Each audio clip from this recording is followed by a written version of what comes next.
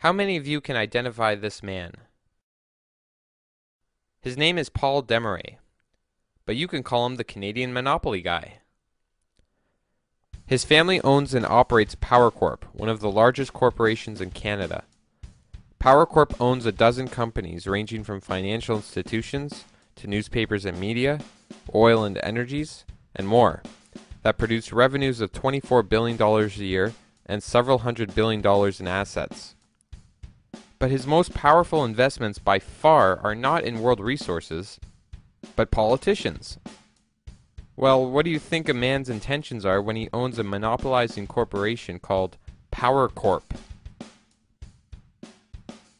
Just some of his employees consisted of three of Canada's longest-running prime ministers in recent years: Pierre Trudeau, Brian Mulroney, and Jean Chrétien. As a matter of fact, Paul Desmarais' son, Andre Desmarais, now co-owner of Power Corp along with his brother, is actually married to Jean Chrétien's daughter, France. So you can only imagine how close these two powerful families are with many years of history.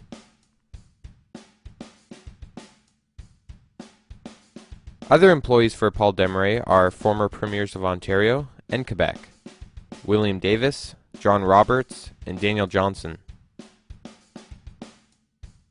Or how about John Ray, brother of Liberal NDP Bob Ray? John is currently Executive Vice President for Power Corp and was longtime advisor to Jean Chrétien, as well as his campaign chairman. There's also former President of Power Corp, Maurice Strong. After becoming a successful businessman with Power Corp and Paul Desmarais, he was able to bridge himself from business to politics with his new circle of friends.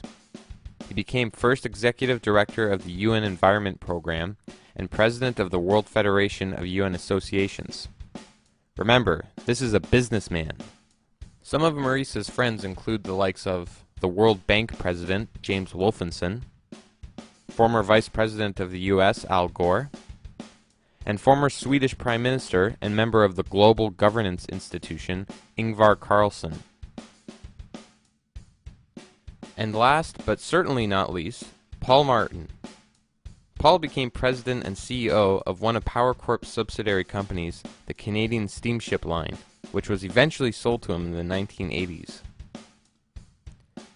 During his ownership of the Canadian Steamship Line, Martin changed the flags on the ships in order to operate shell companies in overseas countries like Singapore and the Bahamas, where he could exploit the laws to profit from cheap labor, lower environmental standards, and paying virtually no income tax on revenues of several hundred millions of dollars. After giving his steamship company to his kids, in 2003 he was fit to become Prime Minister of Canada and tell everyone else to pay income tax. You can bet with gifts like these, Martin would have to remain pretty loyal to the man who established his family fortune and political success, Mr. Monopoly Man. I mean Paul Desmarais. And how many of you even knew his name? Some of Paul Desmarais' other friends include the Bush family, the Clinton family, and the President of France, Nicolas Sarkozy. When you consider the circle of friends surrounding Paul Desmarais, it's not hard to imagine how government corruption can set in. But it's our government officials who should never be this infatuated with making money and powerful corporate allies. And yet, sadly, we see exactly that.